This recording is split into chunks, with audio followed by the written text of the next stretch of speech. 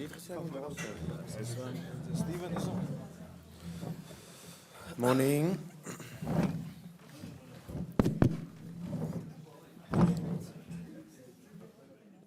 Alles afzet.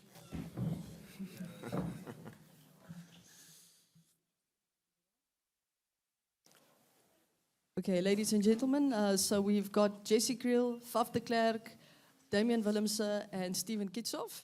Please raise your hands for questions, and then we can get going with this section of the news conference.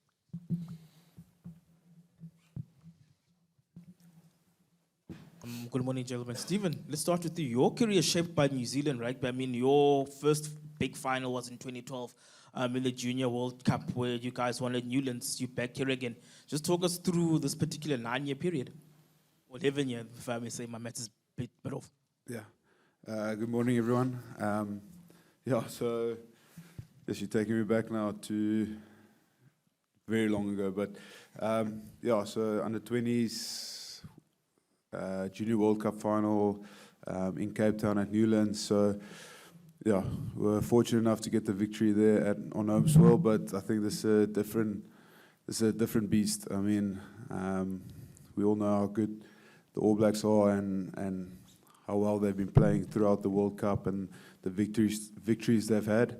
So I think going through all the years, and I mean, starting my international career in 2016, struggled to get a victory over the All Blacks until 2018, and then from there was very 50-50. So, I think this weekend's going to be an exciting one. It's going to be a different one. It's going to be a massive game, historical game. So, really looking forward to it, and I think the pressure is going to be immense, but I think the atmosphere and the game itself is going to be incredible.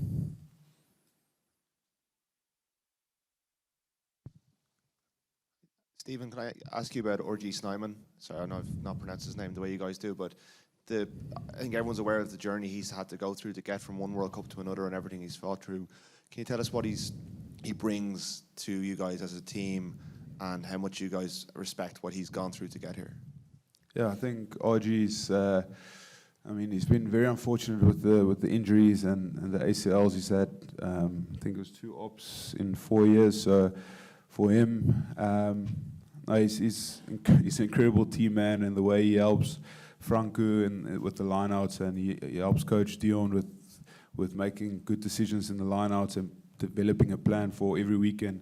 It's exceptional, and then just the energy he brings off the bench. So we all remember like the bomb squad and the energy we had in 2019. I think he's taken that same role this year, especially in the World Cup. And I mean, he's been playing great rugby. He's been carrying the ball well. He's done extremely well at lineouts, and he's bringing a next level of physicality. I mean, he's a giant among men. So,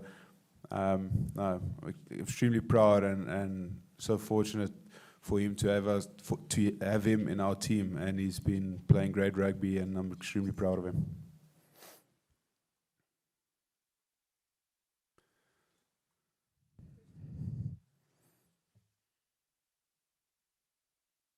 Hey, JC, this one is for you.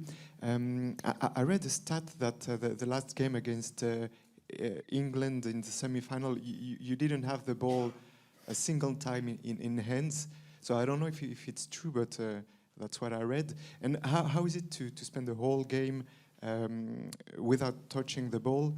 And what does it mean about your defending duties as well? Do you enjoy defending as much as holding the ball? I obviously don't enjoy not getting the ball. I think all of us as players want to touch the ball at least when we're playing. But I mean, different games require different things. And I think on the weekend we didn't get as much possession, I suppose, as we'd like. Obviously, England played a different game plan. But I think we did what we needed to do to get the result. And in the end of the day, that's all that matters. So we were happy with the result. Question for Faf. Obviously, any World Cup title is special. Down the back in the cheap seats. Any World Cup title is special, including the last one. But what does it mean to you to play the All Blacks in a World Cup final? Yeah, morning guys. I think it means a lot. And like you said, it always remains special. It doesn't matter who you play. I just think because of the history that we have with them, going back to 1995 and getting to play them in a final again, it's just I think it brings back a lot of memories for a lot of people back home. A lot of us were, except maybe Dwayne and Dion, were a bit too young to watch that game, but I think that's where the rivalry actually really started in mainstream. And yeah, I think just looking at the players that they have in their side, and this guys that we've been looking up to since we were at school, guys playing their final games now for them and for us. There's just a lot that's special about this game, and we're both going for the same thing, which is going to make it so much more of an exciting and tough match.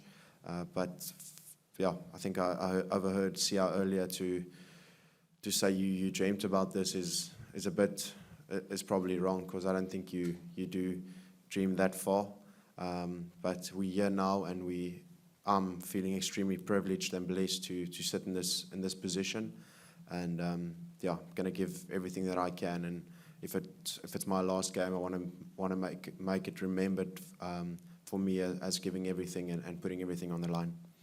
Have any of those 95 guys been in touch with this current team? Someone like Francois or anyone else? Yeah, I think just through a few messages to the guys. There were a few of the guys at training sessions and just feeling the support from them. So yeah, I think even if they haven't, we know we have their support. But I think there are a few guys that's got a few messages, and we do draw a lot from that, and we know how proud they made the country and how proud they are now of us. And we need to continue that, and hopefully we can add another W to the records and hopefully take that cup back home. Faf, I was just wondering, without the bench means there's no sort of specialist scrum half there, means you'll likely go 80. Just wondering if that changes your approach or if it changes the way you look at the game at all? No, not really. We've played like this before, and I've played a lot of 80 minutes in my life, and that doesn't really change things. I think if you're going to pace yourself to make sure you fit at the end of 80, you're probably going to lose this game. So we're going to have to go from the start and give it our all. And luckily we've got Kwacha covering 9 as well, and he doesn't get tired, so that's fine. And yeah, Chesy's also been training there, so we've got backup. So that doesn't really bother me at all. Yeah, I'm going to try and give it my all from the very start, and yeah, hopefully I can be there at the end when we win. But yeah, it doesn't really change anything that I do. Just have to make sure I'm recovered well for the game. Faf, you've played the All Blacks a lot. Can you tell us about what impresses you about this team, and also your opposite number, Aaron Smith? I think the way they've turned it around this year, especially after playing us and the French, it shows a team that really is close together as a side, and the belief they have. I think they've obviously been in a bit of scrutiny over past those 2 games, and I think the way they've turned around, I think we all could see they're playing unbelievable rugby, playing with a lot more confidence, and you can see they're doing it for each other. So yeah, it's good to see a side like that can almost internally sort things out and don't have to look outside of the group, because they've got such great players and leaders all around the group. And I think Aaron Smith is one of the biggest guys for that.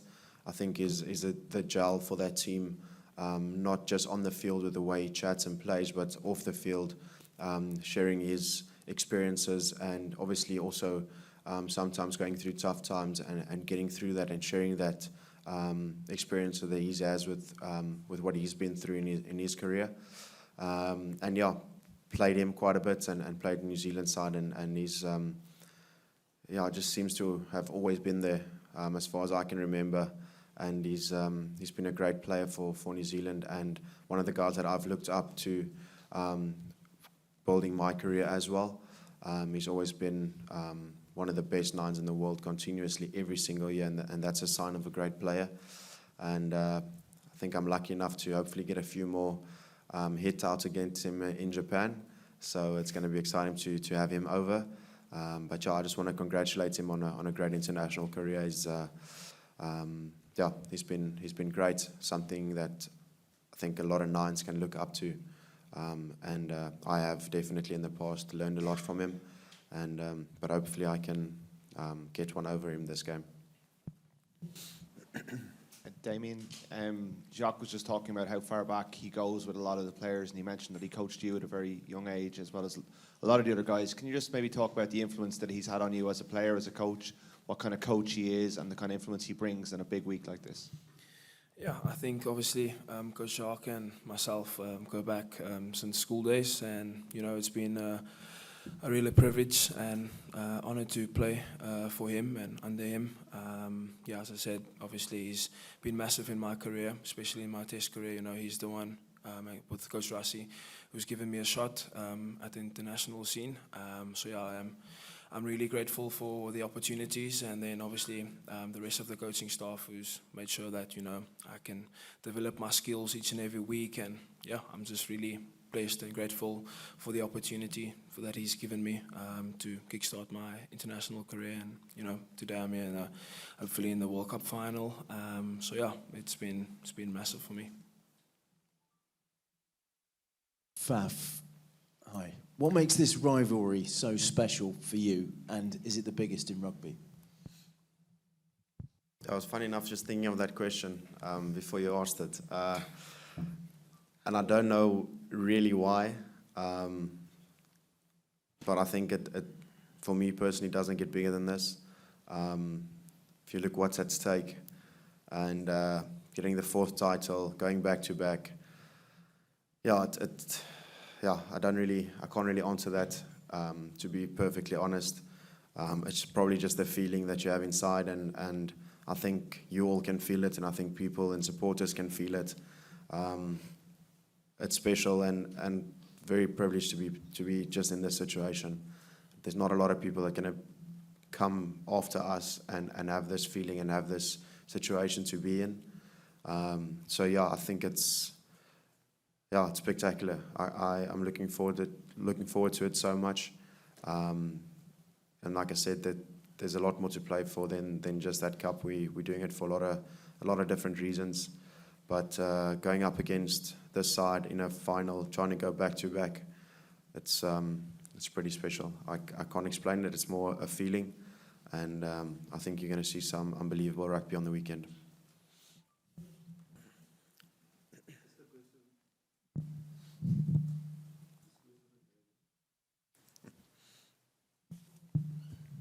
Question for Damian.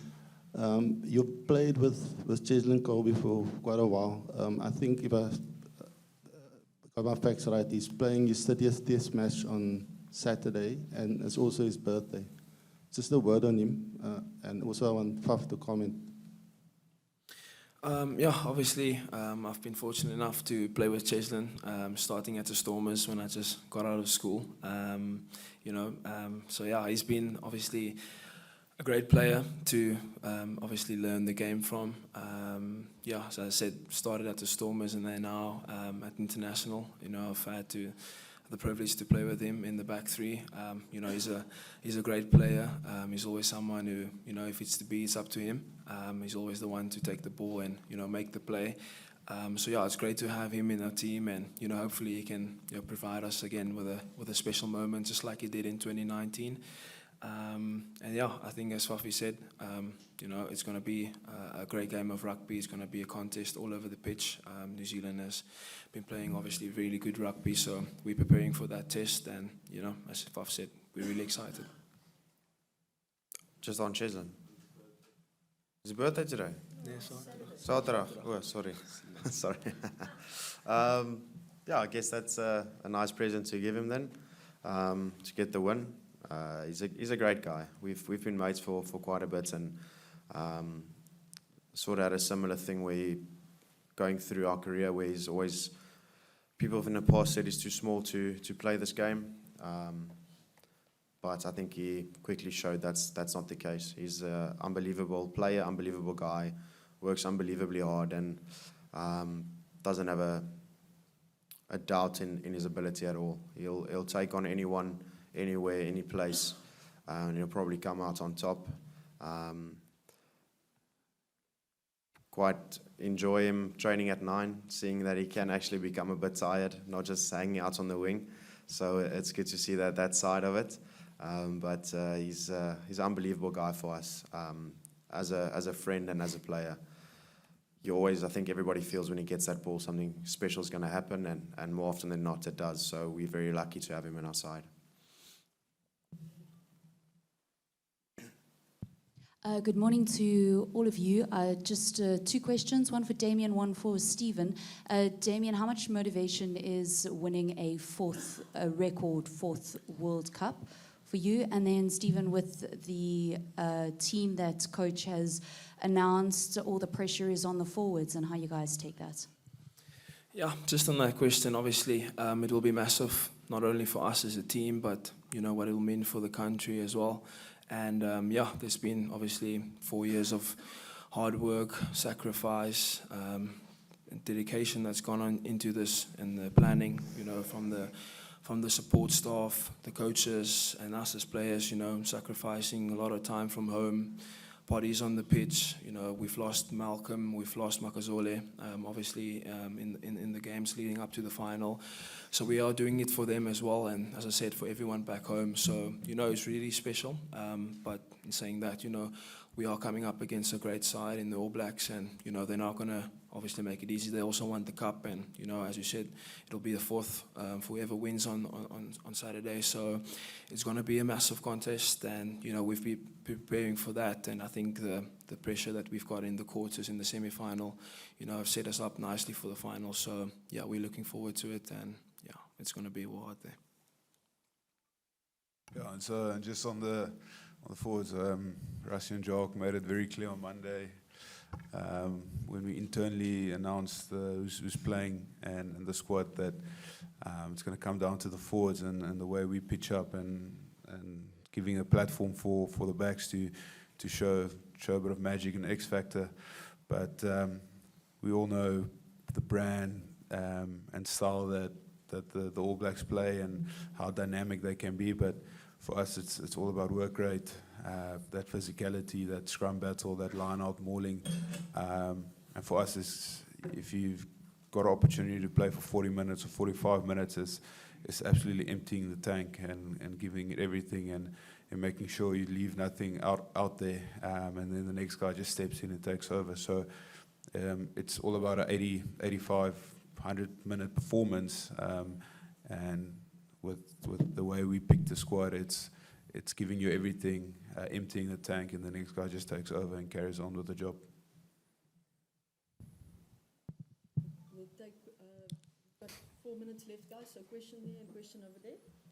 A question maybe for Faf and Stephen, whoever wants to answer really. The hours must stretch a bit in this final week heading up to Saturday, and obviously the game not till 9. How have you, when you're not supposed to be thinking about the game, how have you been filling your time, and what will you be doing up until 9 o'clock? I mean, Faf, is it preparing the hair, or are there other things you do? Yeah, that's a big part of it, preparing the hair. No, like this week does feel a bit longer than usual, which is great. I think the more time we get in this last bit together is special, and we've focused on getting closer as a group this last week, spending a bit more time together after training, having a packet of chips together and just chatting through our experiences and what it means to be here again. So I can really feel that unity inside with the group. A lot of sleep, go to bed late, wake up late, have another nap, and we've pretty much been playing 9 o'clock games every weekend. So I think the boys have got their routine down. So yeah, it's a normal week for us in terms of that. But like we've done a lot of work on New Zealand and on ourselves, and we know them very, very well by now. And I think that's one great thing is about this team is there's a lot of experience and guys that have gone through this same situation in the past. So drawing on that and guys can share their experiences, what they need to do before a game, and you can take from that what you need. But yeah, like I said, it's pretty much a normal week for us to prepare. Not a lot gonna happen on Thursday. Maybe a few boys hit a few golf balls, maybe go to Paris, have a coffee, something like that. But yeah, pretty much a standard thing for us. Hi guys.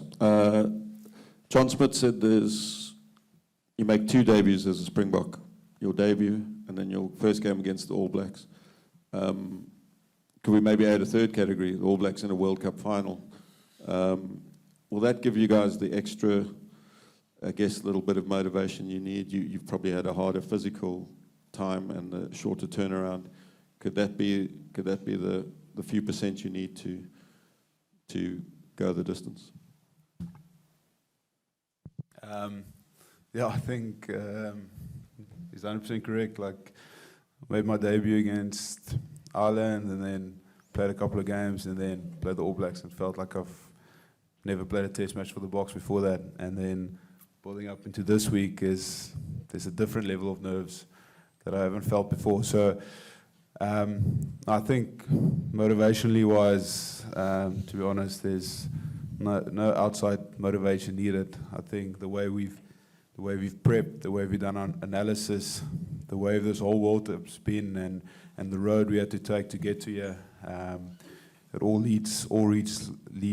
roads lead to this final. So I don't think there's any motivation needed. I think there's going to be excitement. I think there's going to be enjoyment. I think there's going to be exhilarating rugby. So for us, it's pitching up, making sure the details nailed in, and then just playing rugby as best as we can. Thank you very much, guys. That wraps up our media conference. Have a lovely day and see you tomorrow. Thanks, guys. Cheerio. See you later.